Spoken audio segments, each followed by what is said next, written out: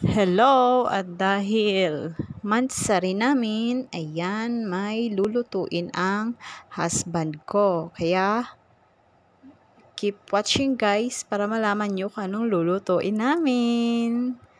Ay, ng husband ko pala.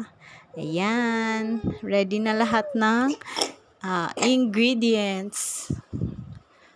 Ang kulang na lang ay ang paglagay ng tali. Yan, tinalian niya na. Yan po yung mga tali sa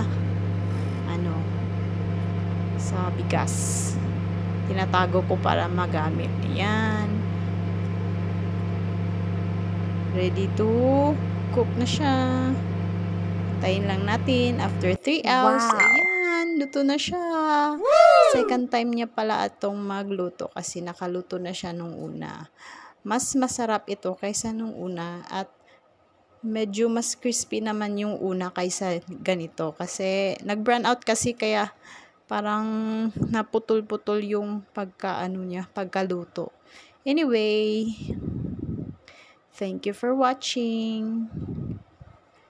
Follow for more reels. I-upload ko yung unang niluto niyang lechon belly. Mapush!